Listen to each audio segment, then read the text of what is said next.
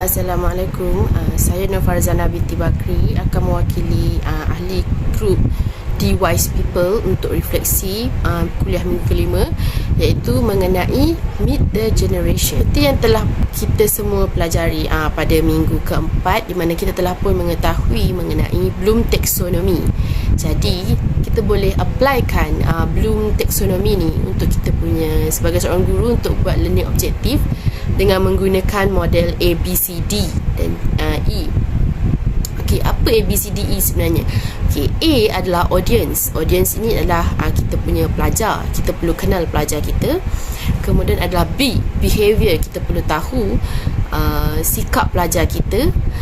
Dan seterusnya adalah C, condition. Kita perlu tahu keadaan pelajar kita ini sama ada mereka bersedia ataupun tidak untuk belajar. Kemudian D, iaitu degree. Kita perlu mengetahui tahap penguasaan pelajar kita. Kemudian E, environment.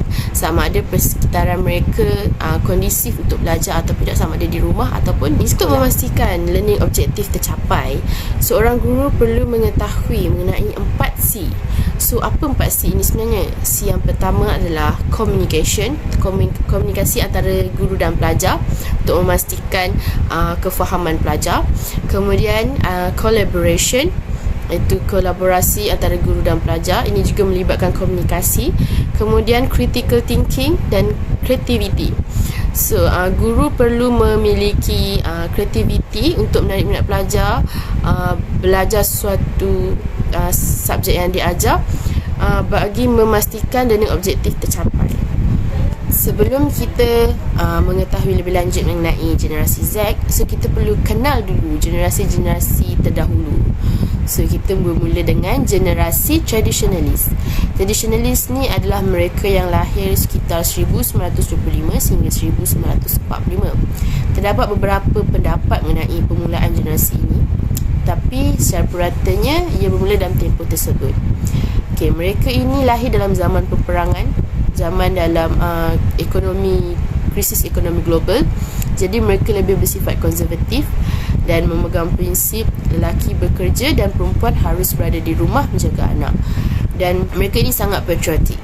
Kemudian kita ada generasi baby boomers. Baby boomers adalah mereka yang lahir sekitar 1946 sehingga 1964. So, baby boomers ini lebih bersifat berjiwa bebas dan mereka workaholic, sangat patuh kepada undang-undang serta memiliki sifat individualism yang sangat tinggi.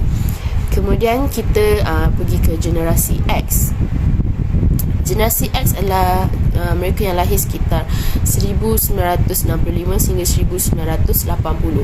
So, generasi ini mereka lebih mementingkan prinsip work smart not work hard. Okay, kemudian kita ada generasi Y, iaitu generasi millennials. Mereka ini adalah yang lahir sekitar 1981 hingga 1994. Dan semasa tempoh generasi ini berlakunya pertembungan antara teknologi lama dan juga teknologi baru. Generasi Z, mereka membesar dengan penggunaan teknologi dan digital, di mana terdapatnya internet dan mereka boleh berkomunikasi dengan sesiapa sahaja dari luar. Mereka hidup dalam dunia tanpa sempadan dengan pelbagai social media, dan juga mereka ini lebih kreatif.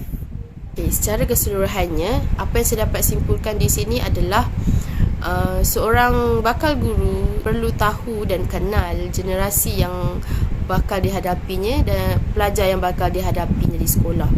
So, kita tahu terutama sekali selepas PKP ni, generasi kita bakal berhadapan dengan generasi Alpha. Generasi Alpha inilah mereka yang lahir selepas tahun 2010. So, mereka ini lebih terdedah dengan pelbagai jenis media sosial, dan guru perlu mengambil inisiatif dan juga mengambil peluang untuk mendekati mereka melalui media-media sosial ini, dan juga memberi didikan melalui platform sedemikian.